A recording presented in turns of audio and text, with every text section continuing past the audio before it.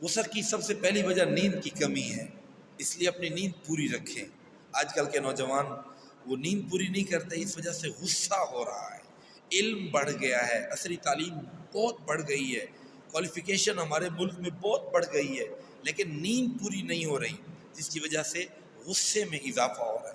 اور دوسری وجہ، ہم چونکہ ایسے دور سے گزر رہے ہیں کہ جس دور میں محنت کے کام کم ہوتے جا رہے ہیں، مشینری بڑھ گئی ہے، اس وجہ سے اس زمانے میں ورزش کرنا ضروری ہوتا جا رہا ہے۔ تو غصے کے آنے کی دوسری بڑی وجہ کیا ہے؟ ورزش نہ کرنا۔ اس لیے ایکسرسائز کرنی چاہیے، اور ڈیلی بیسس پہ کوئی نہ کوئی ایکسرسائز کرنی چاہیے۔ اور تیسری چیز جو غصے کا سبب بنتی ہے وہ ہے منفی سوچ، نیگیٹو تھنکنگ۔ دیکھیں، مثبت سوچ سے فائدہ ہوتا ہے۔ ایک مکھی ہے جو شہد کی مکھی ہے، اس کی سوچ کیا ہے؟ پازیٹیو ہے۔ وہ پھولوں پہ جاتی ہے، پھلوں پہ جاتی ہے، ان کا رس چوستی ہے، اور اس سے کیا نکلتا ہے؟ شہد نکلتا ہے، جس میں شفاء للناس ہے۔ اور ایک وہ مکھی ہے جو مکھی عام مکھی ہے، جو ہر گندی چیز پہ بیٹھتی ہے، جہاں جاتی ہے وائرس، بیکٹیریا اور ہر قسم کے جراثیم چھوڑتی ہے۔ اور ڈاکٹر کے پاس چلے جائیں، وہ ڈاکٹر کہتے ہیں کہ بچوں کو موشن ہے، اس کی ریزن کیا ہے؟ ریزن یہ ہے کہ آج کل تو فیڈر یوز ہوتا ہے نا زیادہ، تو فیڈر پہ مکھیاں بیٹھ جاتی ہیں، جس کی وجہ سے اس میں جراثیم چھوڑتی ہیں اور بچہ بیمار ہو جاتا ہے۔ اس وجہ سے منفی سوچ یہ غصے کی تیسری بڑی وجہ ہے۔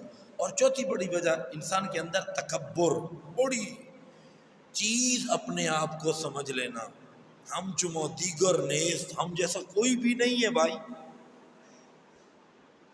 اور شیخ سعدی کیا کہتے ہیں؟ تکبر مکن زینہار ہے پسر، بیٹے کبھی تکبر نہ کرنا۔ تکبر عزازیل را خار کرد، شیطان کو تکبر نے ہی ذلیل و رسوا کیا تھا، اس کو ذلیل کیا تھا، بزندان لعنت گرفتار کر۔ اس لیے تکبر، اپنے آپ کو بڑی چیز سمجھنا، یہ غصے کی ایک بڑی وجہ ہے۔ اور غصے کی تیسری بڑی وجہ ذہنی دباؤ ہے۔ ذہنی دباؤ میں آدمی رہے، اس سے غصہ پیدا ہوتا ہے۔ اور غصے کی اگلی وجہ ہے لامحدود خواہشات۔ ہمارے استاد جی ہمیں پڑھایا کرتے تھے، ایک شعر سنایا کرتے تھے: اتنی لمبی امیدیں نہ لگائی ہو توسی، جتنی لمبی کھجور۔ بھوک لگے دھوپ لگے تو سایہ کیسا، بھوک لگے تو پھل دھوپ۔ اور میں احیاء العلوم دیکھ رہا تھا پہلے، اس میں ایک حدیث گزری تھی، اس کی تقریر تو نہیں ہے، باہر کے فضائل میں ہے۔ تو اللہ کے نبی صلی اللہ علیہ وسلم نے ایک لکڑی گاڑی قریب میں، اور دوسری لکڑی بہت دور جا کے گاڑ دی، بہت دور جا کے گاڑ دی، اور ایک لکڑی پھر اس کے قریب گاڑ دی، قریب میں۔ آپ نے صحابہ سے پوچھا یہ کیا ہے؟ اللہ اور اس کے رسول کو بہتر پتہ ہے۔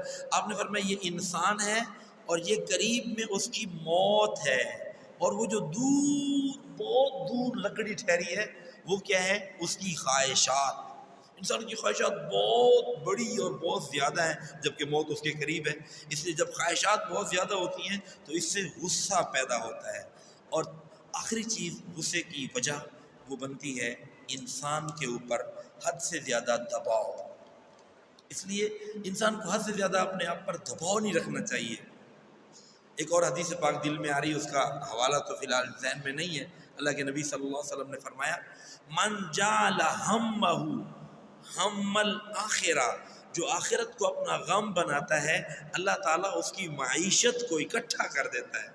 ومن جعل ہمہ ہم الدنیا، اور جو دنیا کو اپنا غم بنا لیتا ہے، جعل اللہ الفقر بین عینیہ، اس کی دونوں آنکھوں کے سامنے اللہ غربت کو، مسکنت کو، فقر و فاقہ کو رکھ دیتے ہیں۔ وہ سمجھتا ہے اگر میں نے اتنے زیادہ کام نہیں کیے تو میں مر جاؤں گا، پتہ نہیں کیا سے کیا ہو جائے گا۔